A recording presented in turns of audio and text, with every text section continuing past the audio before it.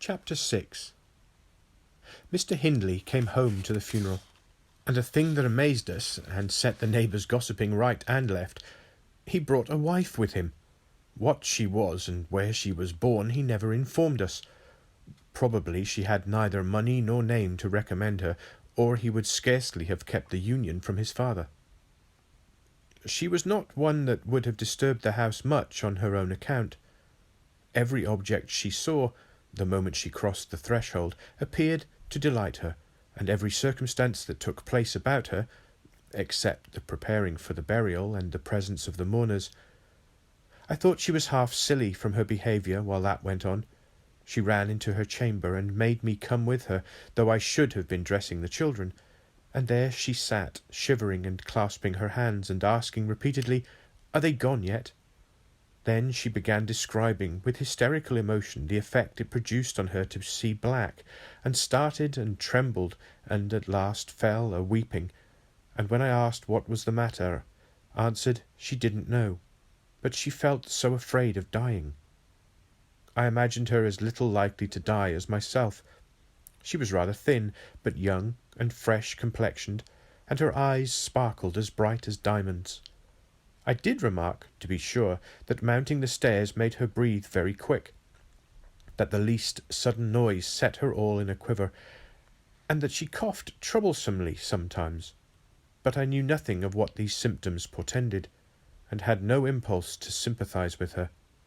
We don't in general take to foreigners here, Mr. Lockwood, unless they take to us first. Young Earnshaw was altered considerably in the 3 years of his absence. He had grown sparer, and lost his colour, and spoke and dressed quite differently, and on the very day of his return he told Joseph and me we must thenceforth quarter ourselves in the back kitchen, and leave the house for him. Indeed, he would have carpeted and papered a small spare room for a parlour, but his wife expressed such pleasure at the white floor and huge glowing fireplace, at the pewter dishes and delf case and dog kennel, and the wide space there was to move about in, where they usually sat, that he thought it unnecessary to her comfort, and so dropped the intention.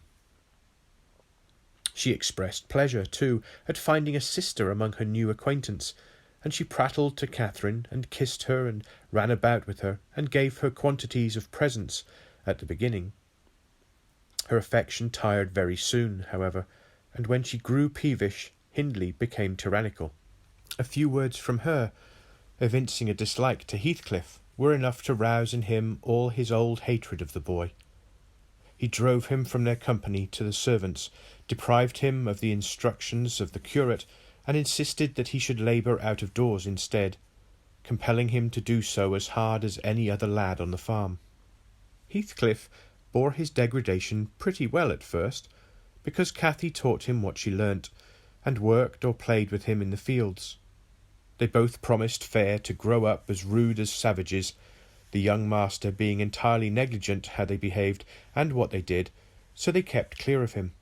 He would not even have seen after their going to church on Sundays.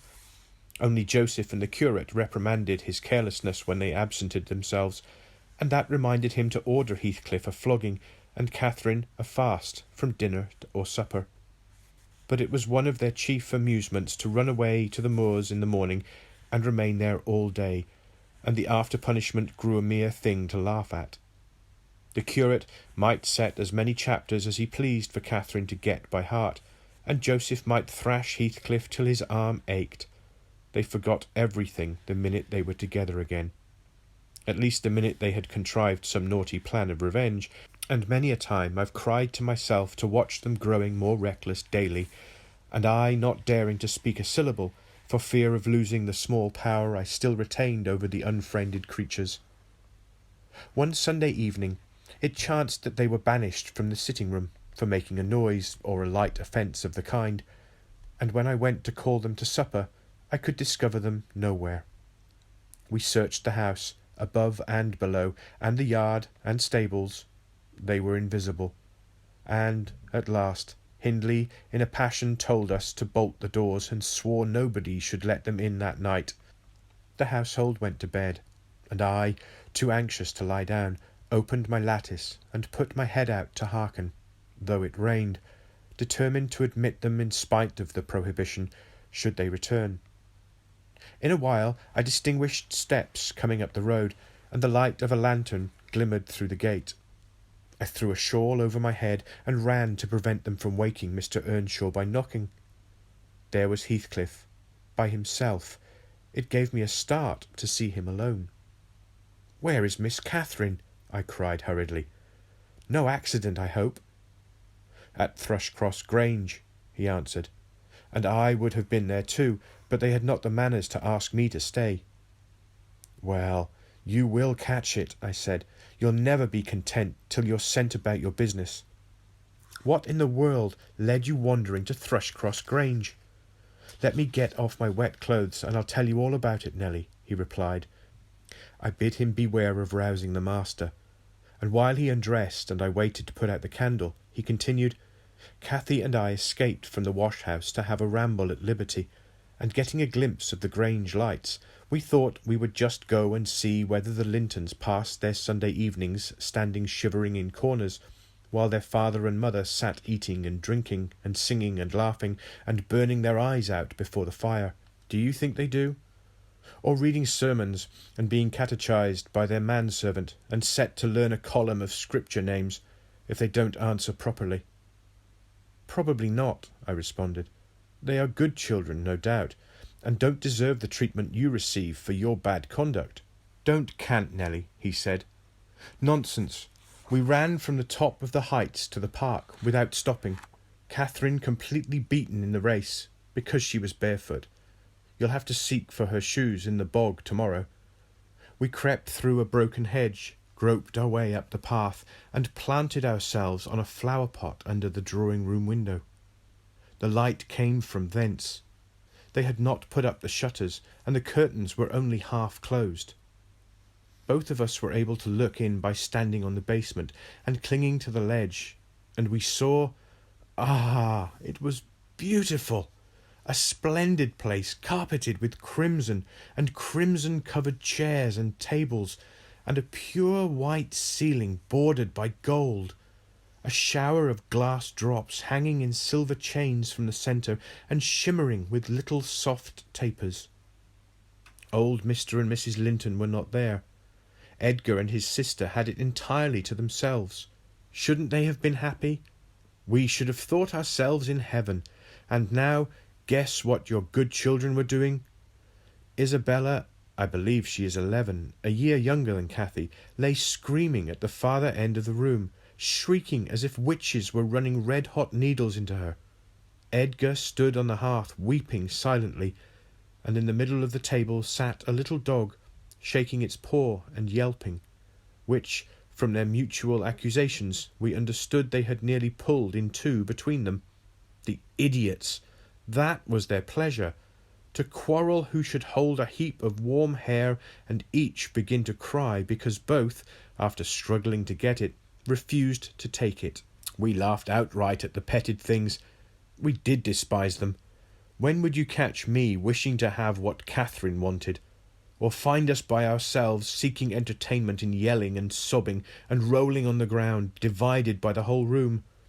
I'd not exchange for 1,000 lives my condition here for Edgar Linton's at Thrushcross Grange, not if I might have the privilege of flinging Joseph off the highest gable and painting the house front with Hindley's blood." "Hush, hush," I interrupted. "Still you have not told me, Heathcliff, how Catherine is left behind." "I told you we laughed," he answered. "The Lintons heard us, and with one accord they shot like arrows to the door. There was silence, and then a cry. 'Oh, mamma, mamma! Oh, papa! Oh, mamma, come here! Oh, papa! Oh!' They really did howl out something in that way. We made frightful noises to terrify them still more, and then we dropped off the ledge, because somebody was drawing the bars, and we felt we had better flee.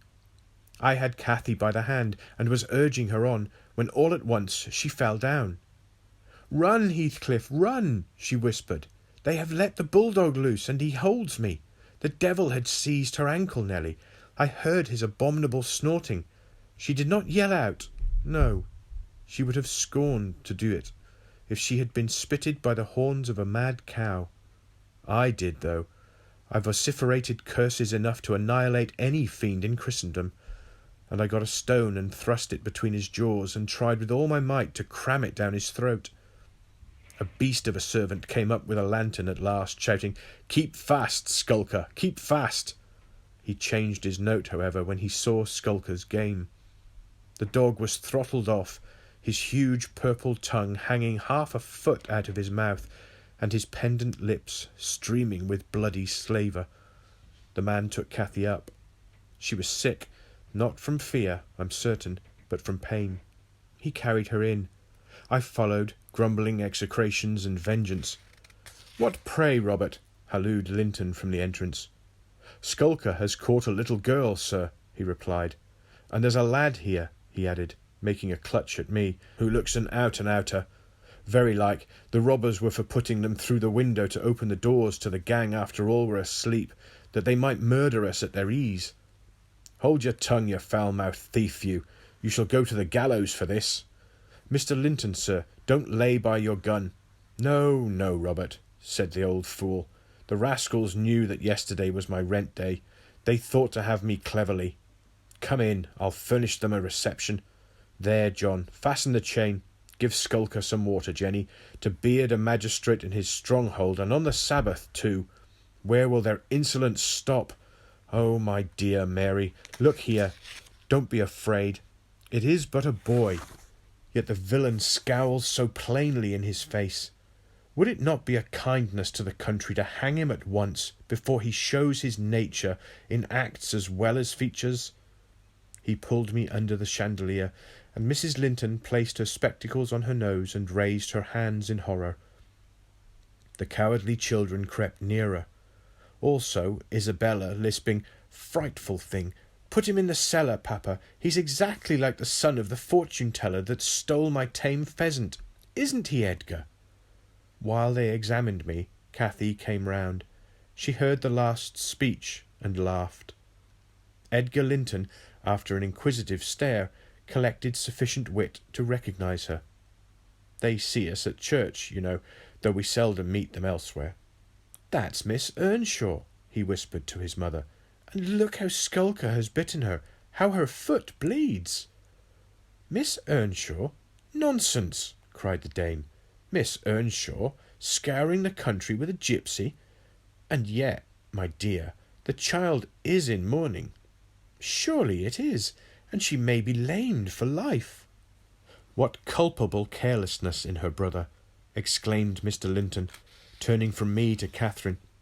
"I've understood from Shielders, that was the curate, sir, that he lets her grow up in absolute heathenism. But who is this? Where did she pick up this companion? Oho, I declare he is the strange acquisition my late neighbour made in his journey to Liverpool, a little Lascar, or an American or Spanish castaway." "A wicked boy, at all events," remarked the old lady, "and quite unfit for a decent house. Did you notice his language, Linton? I'm shocked that my children should have heard it." I recommenced cursing. Don't be angry, Nelly. And so Robert was ordered to take me off. I refused to go without Cathy. He dragged me into the garden, pushed the lantern into my hand, assured me that Mr. Earnshaw should be informed of my behaviour, and, bidding me march directly, secured the door again.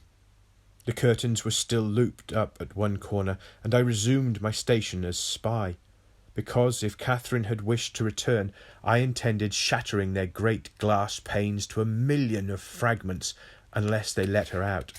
She sat on the sofa quietly. Mrs. Linton took off the grey cloak of the dairymaid, which we had borrowed for our excursion, shaking her head and expostulating with her, I suppose. She was a young lady, and they made a distinction between her treatment and mine. Then the woman-servant brought a basin of warm water and washed her feet, and Mr. Linton mixed a tumbler of negus, and Isabella emptied a plate full of cakes into her lap, and Edgar stood gaping at a distance.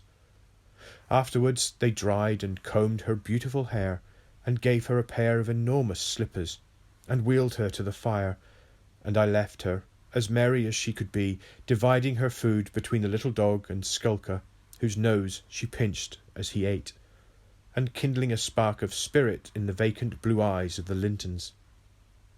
A dim reflection from her own enchanting face. I saw they were full of stupid admiration. She is so immeasurably superior to them, to everybody on earth, is she not, Nelly? There will be more come of this business than you reckon on, I answered, covering him up and extinguishing the light. You are incurable, Heathcliff, and Mr. Hindley will have to proceed to extremities. See if he won't. My words came truer than I desired. The luckless adventure made Earnshaw furious, and then Mr. Linton, to mend matters, paid us a visit himself on the morrow, and read the young master such a lecture on the road he guided his family, that he was stirred to look about him in earnest. Heathcliff received no flogging, but he was told that the first word he spoke to Miss Catherine should ensure a dismissal, and Mr. Earnshaw undertook to keep her sister-in-law in due restraint when she returned home, employing art, not force. With force she would have found it impossible.